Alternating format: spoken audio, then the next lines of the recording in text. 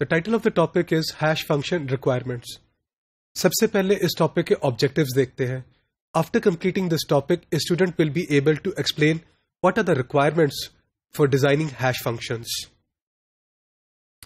इस टॉपिक में यूज होने वाली जो फिगर्स हैं, जो मटेरियल है, they have been adapted from the book with the title Network Security Essentials, Applications and Standards, and this book was published in 2014 by William Stallings. सबसे पहले एक हैश फंक्शन की डेफिनेशन देखते हैं. The job of a hash function is to produce a fingerprint of a file, message or a block of data. जो hash function है वो क्या करता है? It accepts a variable length block of data, let's say m, as an input, और produce क्या करता है? A fixed size hash value, और ये उसकी इक्वेशन है. Small h represents the output, capital H is the hash function, और जो capital M है ये हमारी क्या है? इनपुट. तो आप इसको इनपुट एक डेटा देते हैं और आउटपुट आपके पास एक फिक्स साइज का हैश वैल्यू आ जाता है. So what is a good hash function? A good hash function is that जिसकी ये प्रॉपर्टी हो that if you apply a large set of inputs it should produce outputs that are evenly distributed and apparently random. अगर आपकी जो input है उसमें कुछ bit या कुछ बिट्स आपकी इनपुट में चेंज हो जाए, so what should happen? With high probability, it should happen that the change should be reflected by the hash code. The principal object of a hash function is data integrity. अगर हमारे पास एक hash function है capital H, उसको आप एक input देते हो small x और आउटपुट हमारे पास स्मॉल h आ जाता है, तो हम कहते हैं कि जो x है there is a pre-image of h. In other words, x is a data block whose hash function using the hash function capital H is small h.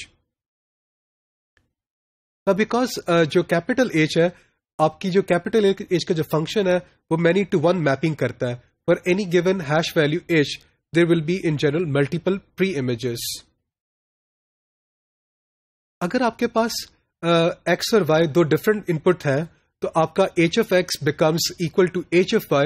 We say that a collision has occurred.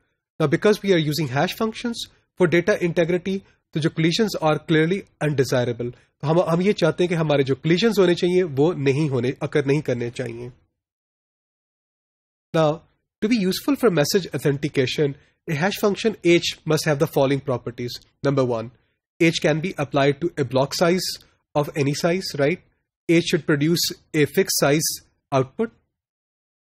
Number three, h of x is relatively easy to compute for any given x, जिससे हम क्या कर सकते हैं? Hardware और software में उसकी implementation efficient बना सकते हैं. नंबर चार, for any given code h, it is computationally infeasible to find x such that h of x is equal to h. अगर आपके पास स्मॉल h है तो ये नहीं होना चाहिए कि आप स्मॉल x को डिस्कवर कर सकें. It should become computationally infeasible. इसको क्या कहते हैं? A hash function with this property is referred to as one-way or pre-image resistant. Requirement number 5. For any given block x, it should be computationally infeasible to find y which is not equal to x with this h of y is equal to h of x. तो x और y अगर दो different input blocks हैं, लेकिन आपका जो capital H है वो क्या कर रहा है? h of y और h of x दोनों different blocks के लिए same output generate करता है, तो दिस शुड बी कॉम्पिटिशनली इनफीजिबल. अगर एक हैश फंक्शन इस प्रॉपर्टी को सेटिस्फाई करता है तो उसे हम कहते हैं सेकेंड प्री इमेज रेजिस्टेंट कहते हैं या वीक कोलिजन रेजिस्टेंट कहते हैं. Requirement number 6, it should be computationally infeasible to find a pair. X और वाई अगर एक पेयर में है तो उसका हमें ये नहीं होना चाहिए कि हम क्या करें? h of x it becomes equal to h of y. So it should be computationally inefficient for us to find h of x becomes equal to h of y for a pair of x and y.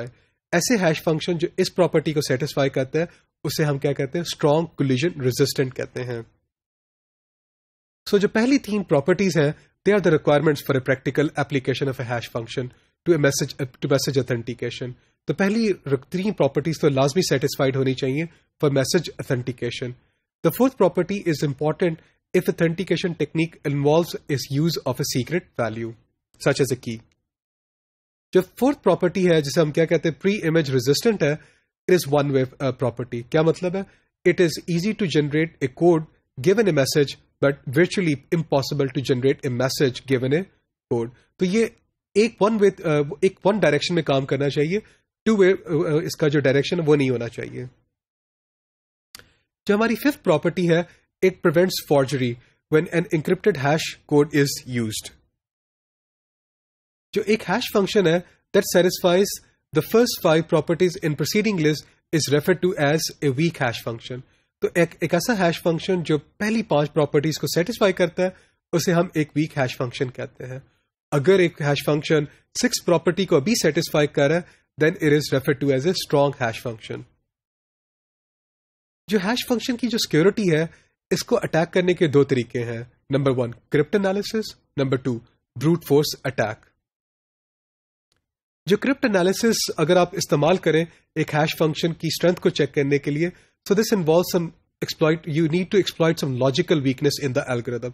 तो जो algorithm है उसके अंदर कोई logical weakness है जिसे exploit करके आप क्रिप्ट एनालिसिस कर सकते हैं.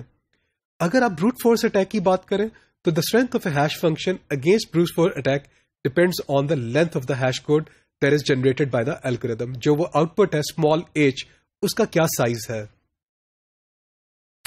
अगर आपके पास एक हैश कोड है जिसकी length let's say small n है, the level of effort required is proportional to the following. अगर आपका हैश फंक्शन जो है प्री इमेज रेजिस्टेंट है तो 2 raised to power n. अगर आपका hash function second pre image resistance है तो 2 raised to power n. अगर वो कोलिजन रेजिस्टेंट है तो 2 raised to power n divided by 2. तो इस टॉपिक में हम लोगों ने हैश फंक्शन को डिजाइन करने के जो डिफरेंट रिक्वायरमेंट्स हैं उनको अंडरस्टैंड किया है.